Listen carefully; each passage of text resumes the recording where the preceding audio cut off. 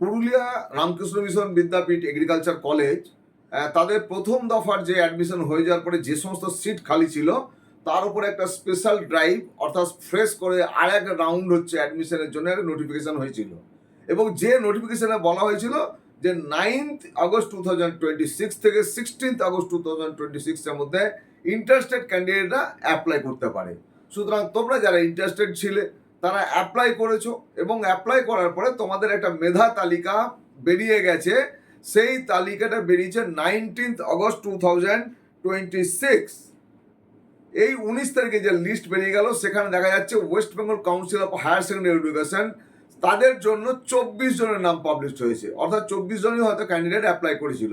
তাহলে 24 জনের নাম পাবলিশ হয়েছে এখানে।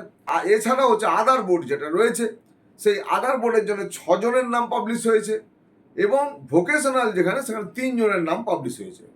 এর মধ্যে থেকে বলা হয়েছে যে এই যে West Bengal Council of Higher Secondary এডুকেশনের যে নামগুলো বেরিয়েছে তাদের মধ্যে প্রথম 8 জন অর্থাৎ সিরিয়াল নাম্বার 128 যারা তারাই কেবলমাত্র অফলাইন কাউন্সিলিং এবং অ্যাডমিশন প্রসেসে হাজির হতে হবে। পুরুলিয়া রামকৃষ্ণ মিশনের 8 জনই হচ্ছে জেনারেল ক্যাটাগরির মধ্যে আছে।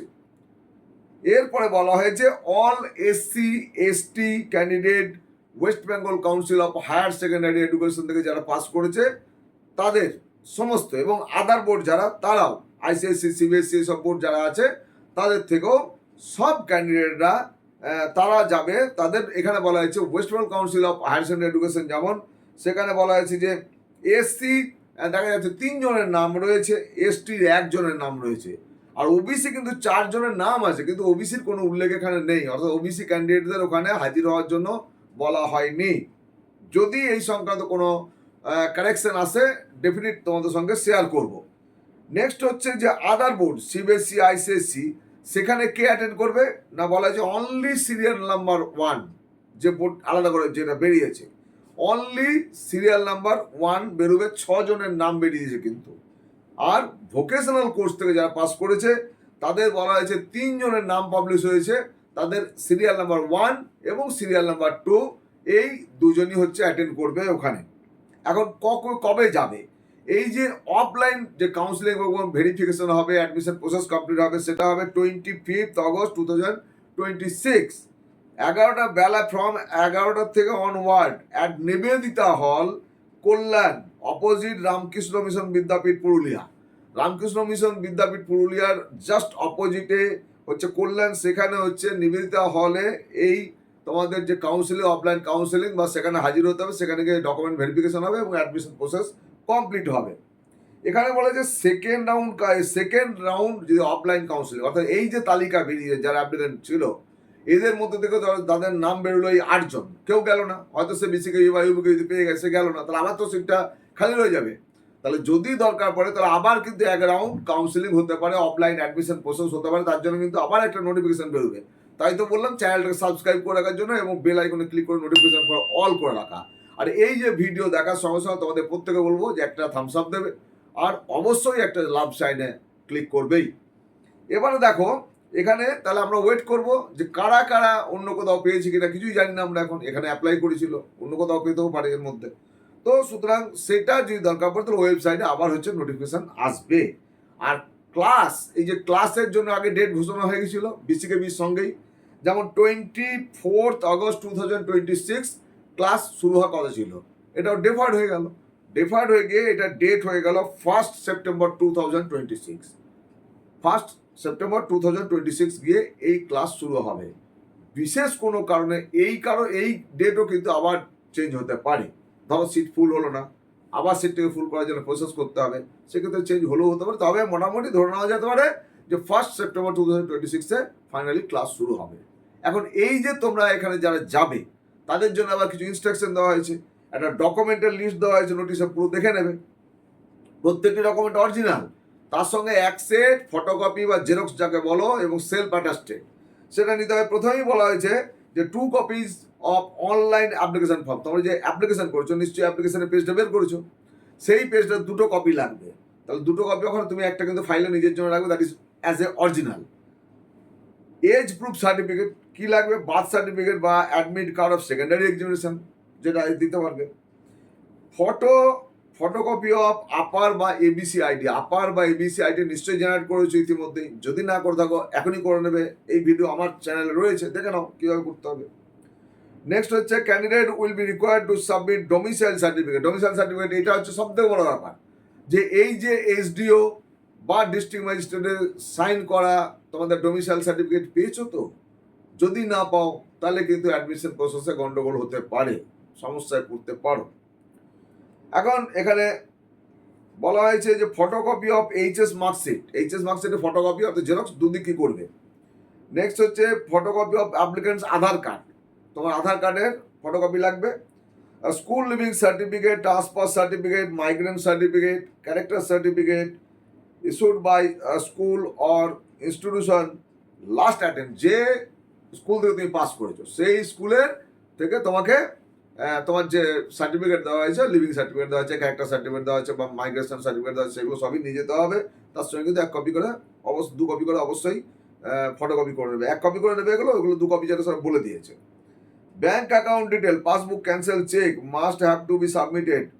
এটা আইসিআর এর রুল অনুযায়ী ওই ইউনিফাইড স্টুডেন্ট আইডি তৈরি করার জন্য এটা লাগবে, ব্যাংক অ্যাকাউন্টের ডিটেলটা তোমাদের দিতে হবে। তো ব্যাংক অ্যাকাউন্ট ডিটেল অনেকে হতে পারে, ক্যান্ডিডেট বলতে পারে স্যার আমার নামে তো অ্যাকাউন্ট নেই, বাবার নামে অ্যাকাউন্ট হবে, তাহলে বাবার নামের অ্যাকাউন্টটা দিতে হবে, সেখানে একটা ক্যান্সেল চেক বা ব্যাংকের যে পাসবুক তার ফার্স্ট পেজটার ফটোকপি অবশ্যই নিয়ে যেতে হবে। নেক্সট হচ্ছে recent 4 copies passport size photograph, 4টে পাসপোর্ট সাইজ ফটোগ্রাফ লাগবে যার ফেস অকুপাই করে থাকবে 80%, অর্থাৎ ছবিটার মধ্যে মুখটা যেন 80% থাকে, দুটো চোখ কান ভালো করে যেন দেখা যায় এবং ব্যাকগ্রাউন্ডটা হতে হবে হোয়াইট, অর্থাৎ তোমরা অ্যাপ্লিকেশন করার সময় এই ফটোটাই আপলোড করেছো, অ্যাকচুয়ালি তো কদিন আগেই করেছো, সুতরাং সেই ছবিটাই তোমরা 4 কপি নিয়ে যাবে। Photocopy of parents Aadhaar card, both father mother দুজনেরই আধার কার্ডের ফটোকপি এবং অরিজিনাল নিয়ে যেতে হবে। ভ্যালিড রিজার্ভেশন সার্টিফিকেট যাদের যা আছে, এসসি এসটি এ সমস্ত যা আছে সেই সার্টিফিকেট, ওবিসি তো কেউ উল্লেখ নেই এখানে। এরপরে বলেছে ভ্যালিড মেডিকেল সার্টিফিকেট, এটা হচ্ছে যারা ফিজিক্যালি চ্যালেঞ্জ বা পিডব্লিউডি ক্যান্ডিডেট তাদেরকে হচ্ছে তাদের যে সার্টিফিকেট অরিজিনাল সেই সার্টিফিকেট নিয়ে যেতে হবে, তার সঙ্গে ফটোকপি থাকবে। এছাড়াও যেটা বলছে এই ব্লাড ইলেকট্রোফোরেসিস যেটা আছে, অর্থাৎ থ্যালাসেমিয়া টেস্ট করে তার রিপোর্ট অবশ্যই নিয়ে যেতে হবে। আমাকে কেউ জিজ্ঞেস করছে স্যার এটাকে ওরা করাবেন আমাদের করিয়ে নিয়ে যেতে হবে, না এটা তোমাদেরকে করিয়ে নিয়ে যেতে হবে। যেসব জায়গাতে ব্লাড টেস্ট হয় তাদের কাছে গিয়ে বললে তারা এই ব্লাড টেস্ট করে তোমাকে রিপোর্ট দিয়ে দেবে, সেই রিপোর্ট কিন্তু অবশ্যই নিয়ে যেতে হবে। এখানে বলা হয়েছে admission will be conducted as per rank availability of seats and other terms and condition, এগুলো লিখতে হয়, আইনি ভাষা লিখেছে। Admission notification of Ramakrishna Mission Vidyapith Agriculture College Purulia, তাদের যা নোটিফিকেশন সেই অনুযায়ী। এরপর বলা হয়েছে ক্যান্ডিডেট ফেলিং টু অ্যাটেন্ড, যদি তোমরা ওই দিনে কেউ অ্যাটেন্ড না করতে পারো তাহলে কিন্তু তোমার জন্য কোনো ডেট আর দেওয়া হবে না, তোমার ক্যান্সেল হয়ে যাবে। If the marks mentioned by the candidate, যেটা মার্কস তোমরা মেনশন করেছিল যখন অ্যাপ্লাই করেছো সেইটা সঙ্গে যদি তুমি যে ডকুমেন্ট দেখাবে তার যদি গরমিল হয় সেক্ষেত্রে তোমার কিন্তু ক্যান্ডিডেট ক্যান্সেল হয়ে যাবে। ভেনু যেটা দেওয়া হয়েছে সেটা নিবেদিতা হল, কল্যাণ, অপোজিট অফ রামকৃষ্ণ মিশন বিদ্যাপীঠ পুরুলিয়া, এর অপোজিটে রয়েছে এখানে পোস্ট হচ্ছে বিবেকানন্দ নগর, ডিস্ট্রিক্ট পুরুলিয়া, ওয়েস্ট বেঙ্গল। এখানে এবার তোমাদের বলা হয়েছে যে ফিজটা দিতে হবে। প্রথমেই আমরা বলেছিলাম আগেও, অনেকে এই ফিজটার জন্য ওখানে যেতে পারেনি। 62,450 টাকা ফার্স্ট সেমিস্টারের সময় জমা দিতে হবে at the time of admission. তো এখানে বলে যে ফিজ অ্যান্ড পেমেন্ট ফার্স্ট সেমিস্টারে fee to be paid cash আর অনলাইন, তোমার ক্যাশও দিতে পারো, কেউ অনলাইনও দিতে পারো। তো এখানে at the time of admission selected after physical verification, তাহলে পুরো ভেরিফিকেশন হয়ে যাবে, তুমি কনফার্ম হয়ে গেলো যে হ্যাঁ তোমার সব ঠিকঠাক আছে, তখন টাকাটা জমা দিতে হবে, সুতরাং আগে টাকা জমা দেওয়ার কোনো প্রশ্ন নেই। তো 62,450 টাকা লাগবে। উল্লেখযোগ্য যে এই যে রামকৃষ্ণ মিশন বিদ্যাপীঠ পুরুলিয়া যেটি রয়েছে এগ্রিকালচার কলেজ, তাদের এই ইনস্টিটিউটের একদম কাছাকাছি কোনো মেস বা হোস্টেল কিছু নেই। এখান থেকে 1 কিলোমিটার দূরে কল্যাণ, সেই কল্যাণে ওখানে হচ্ছে অনেক মেস পাওয়া যায়, রিলায়েবল জায়গা মেস পাওয়া যায়, ওইখানে তোমরা মেস নিতে পারবে, যেখানে মোটামুটি খবর পেয়েছি আমি 4 থেকে 4.5 টাকা মতো থাকা খাওয়া তোমার মাসে হয়ে যাবে। এদের একটি হেল্পলাইন নাম্বার রয়েছে, সেটি হচ্ছে 8167421102। এখানে 11টা থেকে 4:30 অল ওয়ার্কিং ডেজে তোমরা কথা বলতে পারবে। এছাড়াও একটা মেল আইডি দেওয়া আছে, এখানে মেল আইডিটা বলছে RKMVA purulia@gmail.com। এখানে তোমরা মেলও করতে পারবে কোনো কিছু জানার জন্য। তো আজকে আশা করছি এই ইনফরমেশন তোমার জন্য আপডেট রাখলাম। তোমাদের যদি ভালো লাগে পজিটিভ কমেন্ট দেবে, পর এই সম্বন্ধে যা যা তথ্য থাকবে সেটা দেওয়ার চেষ্টা করব। তোমাদেরকে অনেক অনেক শুভেচ্ছা ও ধন্যবাদ জানিয়ে আজকে ভিডিও শেষ করবো। বলবো প্রত্যেকে ভালো থাকবে, দেখতে থাকবে আমাদের চ্যানেল। আজকে এই পর্যন্ত, পরে দেখা হবে আরেকটা নতুন ভিডিও নিয়ে। ধন্যবাদ।